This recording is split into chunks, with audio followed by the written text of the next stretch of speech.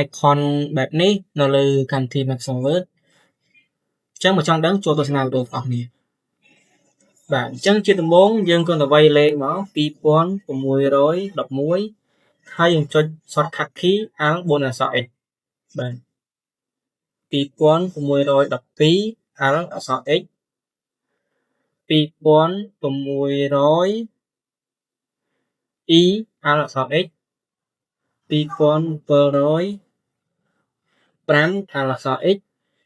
2706 Alt អក្សរ X 2700 D Alt អក្សរ X 2709 Alt អក្សរ X បាទអញ្ចឹងនេះគឺជាដំណើរ icon នៅលើកម្មវិធី Microsoft សូមអរគុណសម្រាប់បងប្អូនដែលចង់ចេះកុំព្យូទ័រកម្រិតដំបូងសៀវភៅនេះគឺស័ក្តិសមបំផុតសម្រាប់បងប្អូនទាំងអស់គ្នាចាប់អារម្មណ៍គ្រាន់ពាក្យតែចង់រៀនឬឆាតចូល page